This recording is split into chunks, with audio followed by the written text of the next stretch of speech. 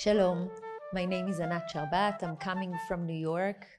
I was there for 11 years and I used to be a Rabbi in the Hebrew Institute of Riverdale. It's a synagogue in New York, very famous one. And I came in the last summer with my family back to Israel. And I want to speak to you today about Halakha and Agada of Bialik and what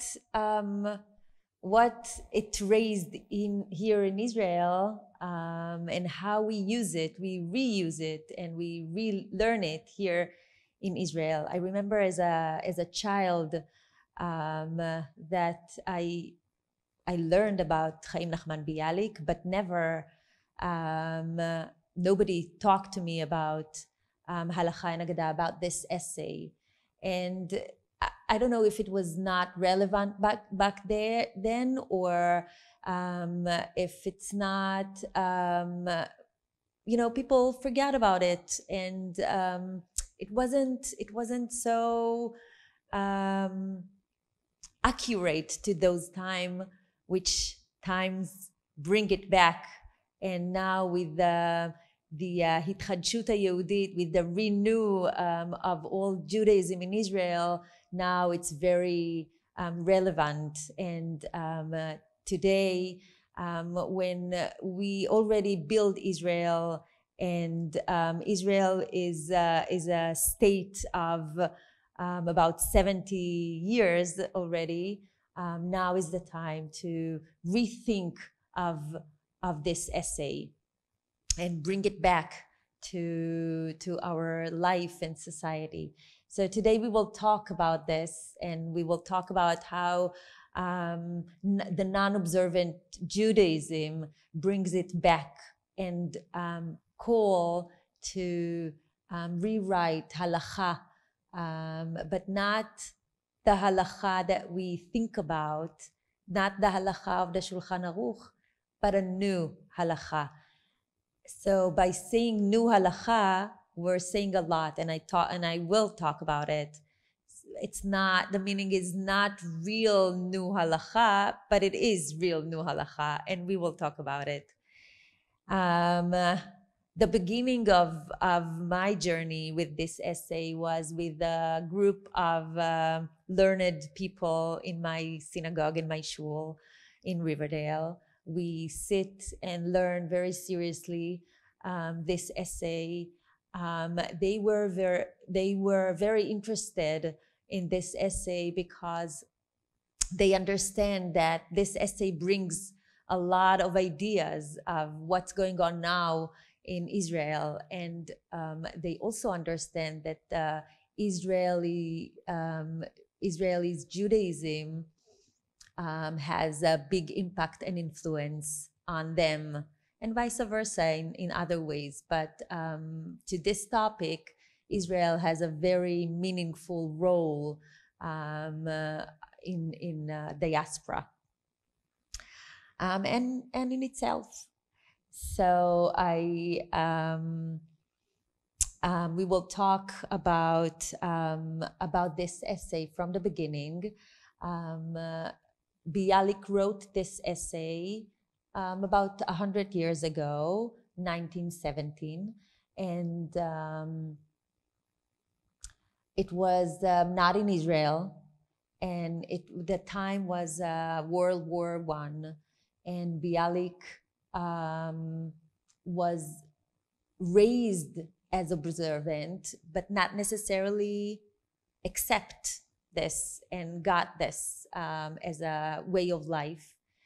And he was not alone. The Enlightenment movement was all around, and Bialik, with all the challenges of World War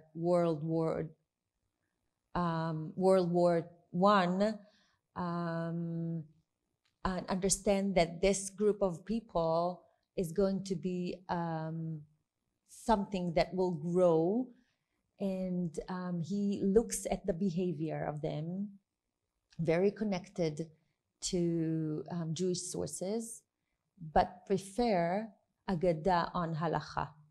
So they're not connected as we regularly think as, the Jews connected to the sources, very obligated to Halakha and connected to Agada. But this group of people knew Halakha and Agada and decided to prefer Agada. They throw away all the Halakha and they were very connected to the Agada. And they tried to draw ideas out of the Agada, and they were in a dialogue with the Agada. And Bialik himself wrote, collected Agadot together, Sefer Agada. But he understands that there is more, and it needs to be deeper. And in this essay, Bialik does a very smart move by starting this idea of bringing the people around him, talking about the Agada as they think the Agada is, very soft, with a smile, inclusive. And he describes the Halakha as frown and severe, and the way they feel the Halakha. And as Bialik was bothered by throwing the Halakha, he changed his language, and all of a sudden he's not anymore part of them. He is now asking the question, is it right to do it? Is it right to throw away the Halakha and not even dialogue with it, not even argue with it, but just throw it and accept only the Agada? And the way he does it, he starts the essay with the language of us. He started the essay with the language of they. They do that. They think that. They say that. And then he moves in the middle of the essay to you, to talk in someone that is far away, but is someone that is in a dialogue. And at the end of the essay, he brings it into us. So he does two things in parallel. He describes what they want to hear, just to draw them in, and then he starts to talk. When he criticizes, he starts to talk about them, but very, very closely to the end, he is already talking about us. He is already bringing them all as part of his idea to create this new relationship with the Halakha. So at the end of the essay, Bialik wants them to understand that we need Halakha. It's not the Halakha of the Shulchan Aruch, but we need Halakha. And he is calling them to go up to the mountain, to Har Sinai.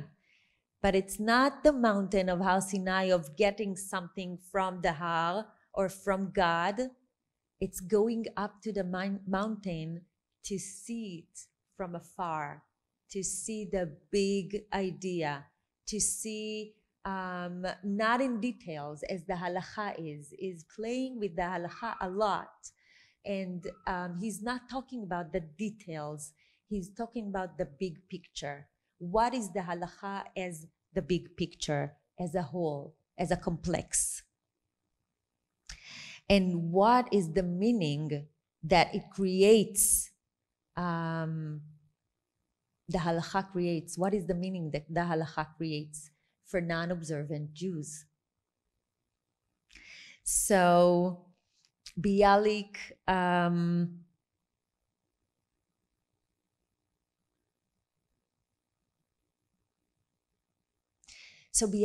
takes the example of the Tosefta of Shabbat. And the Tosefta says, what are we going to save when there is a fire in the house in Shabbat? And the Tosefta hierarchically counts the books that we are saving. And the books are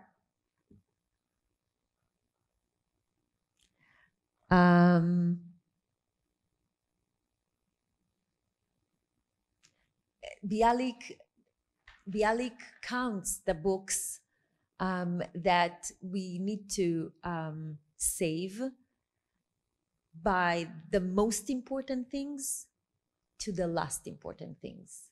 What we're saving is the important things. And Bialik says, what does it really say? What do we really learn from this Tosefta? We learn that to save the books rely on the saver. So, right, the Tosefta gives us a clue, but do we want to take this order of the Tosefta, or we want to create our order? We want to be able to say, we have a new way of thinking. We take the idea, the understanding, but we will give the hierarchy of this books. So here in Israel, it might be different than what we had, I don't know, back then, in Bialik's time, or even before, even in the time of the Tosefta. What is the order? How can we decide what to take with us and what not? What does it say about us, what we take with us and what not? Like going to be alone in an island, right? Sometimes we have this idea of what do you take with yourself when you will be alone in an island. So you take the most expensive things to your heart, not necessarily the things that you will define as that important to you in a daily basis, but you will really think what is the most important things that you will take. And this is what Bialik says. Bialik say, let's think together by the idea of this Tosefta. Let's think together. What does it mean to have to save books on Shabbat? And with this idea, we will have a bigger understanding of what is Halakha is for us, what is Shabbat for us. Bialik says that. He says, Afilu miprat halakhi echad, even from one halachic detail, מציץ עלינו לפרקים עולם מלא של הלכה הגנוזה בתוכו. Even from one detail, halachic detail, we can see picking on us a whole world of halakha that is into it. We can understand the way the halachic thinking, and we can learn how to recreate a new halakha. But we will not be able to do this if we will not be able to know this, if we will not be part of the halakha, of the dialogue of halakha, of the learning of halakha. And then Bialik says, in the essay, אם מטה האלוקים בידכם, he creates a visual of Moshe Rabbeinu, but every one of us, אם מטה האלוקים בידכם. So if you have the stick of God, like Moshe Rabbeinu, then ובכן ניתנה ראש ונשובה אל השולחן ערוך. And now we will go back to the halakha. But nashuva el shulchan aruch, the shulchan aruch is the halakha that he doesn't want, that Bialik doesn't want. So it's not nashuva el shulchan aruch. He's playing here with the verse of the spies in the desert that they say nashuva mitzrayma. So the shulchan aruch is the mitzrayma, is going back to Egypt, to be slave, to be not in a comfortable place, to be in a very hard and harsh, and we don't want it. We don't want to go back to Mitzrayim. We want the desert. We want the new open ideas. We want the openness of thinking. We want the new opportunity that we have here in the desert. So Bialik invites the people to write the new halakha, but not going back to the Shulchan Aruch. But it doesn't mean that Bialik does not want us to be in a dialogue with the Shulchan Aruch. I think that Bialik wants us to know the Shulchan Aruch, to be able to dialogue with the Shulchan Aruch. But he says, go back to the Har, Na'ale lahar. He says that he wants us to look at the halakha from above, with the big picture, not with the details. It doesn't say that we will not have details, but maybe it will be different details. So Bialik doesn't want us to go back to the Shulchan Aruch that we know, that the Shulchan Aruch that the rabbis is playing with. He wants us to go back to a new Shulchan Aruch. So it's new, but it's not new by the continuation of the halakha that we are belong to. He wants us to be part of the tradition, but not in the way of thinking that the tradition necessarily advise us to take.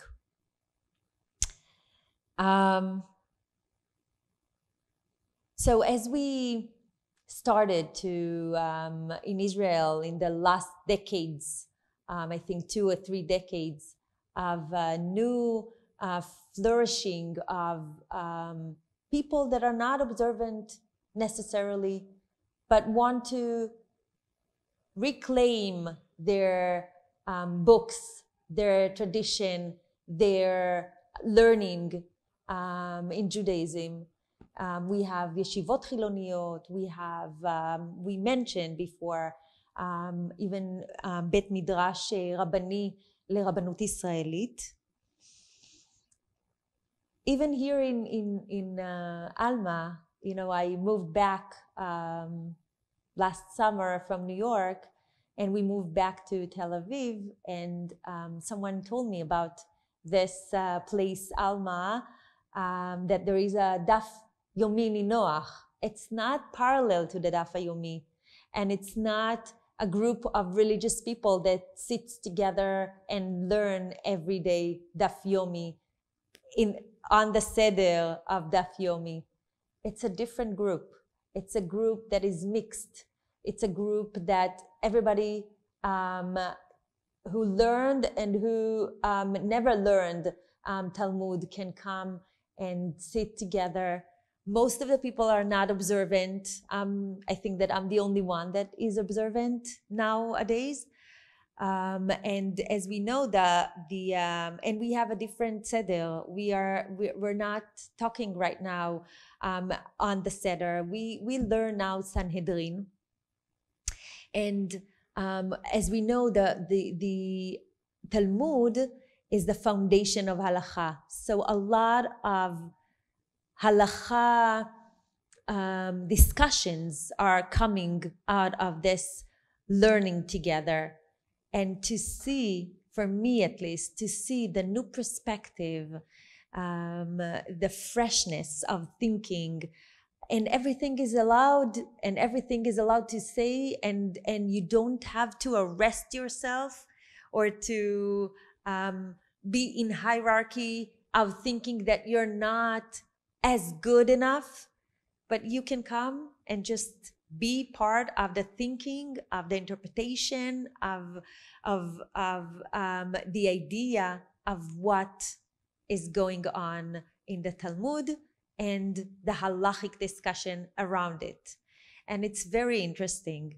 And I think that this is what Bialik says, but not to be stuck in learning, but to be creative,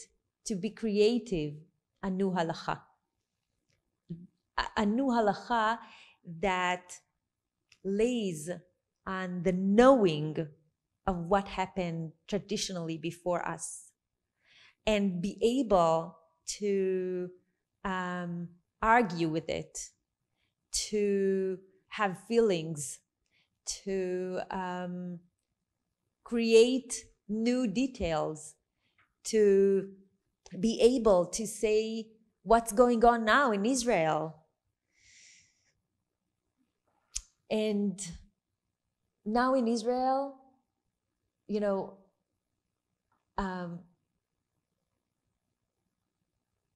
we describe ourselves as non-observant and observant.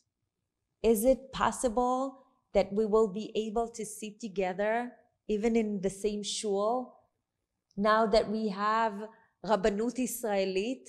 You know, Machon Hartman is ordained Rabbanim Israelim. What does it mean? That observant and non-observant and the denominational all canceled. They bring a group together, a group of leaders, and they learn together. They learn together Agadah, and they learn together Halakha, and they learn together Bialik. They learn together what is it to be Israeli, and how with this strong tradition, with this massive knowledge, with this richness, we can bring together Israeli halakha. Not necessarily observant, but Israeli halakha. So, for example, what will be this halakha? What topics it will touch?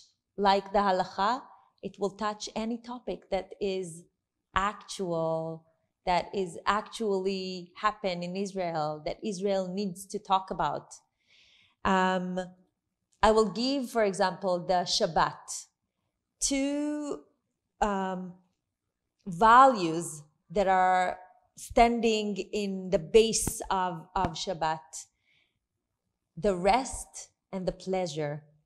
And every ask, every request, every thinking of how the Shabbat will look like in a country that have non-observant and observant, and that the environment outside in the public sphere will look like.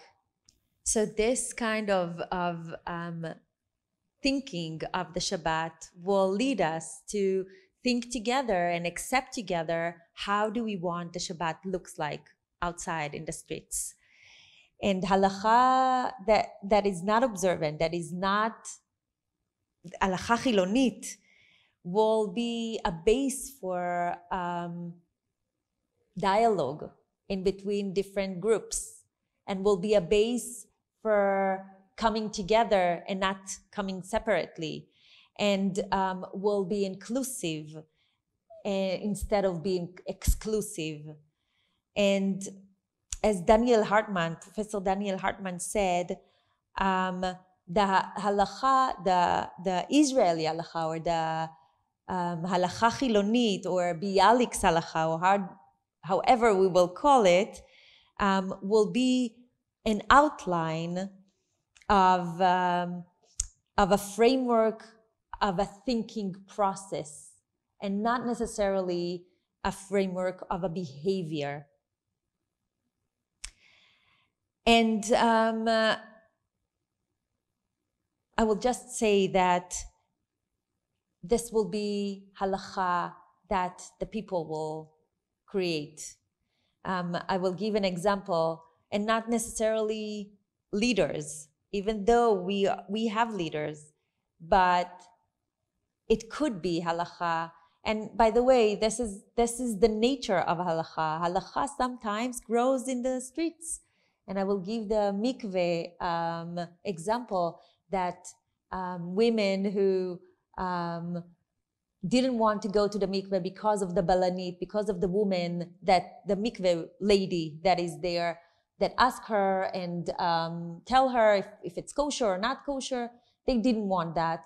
They started to go out of the mikveh, go to the sea or go to the river, and it became a very, very very big, large group of women, and then they put legislation in the Supreme Court, and at the end of the day, they won.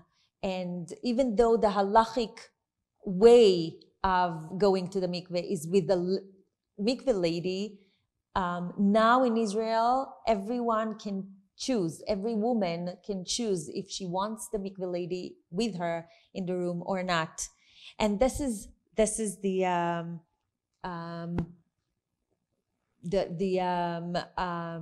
strength of the people.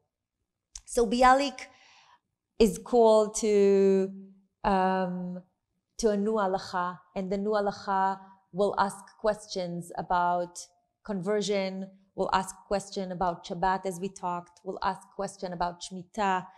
And as we go up to the mountain, we can be able to see not the details, but the big picture of those questions.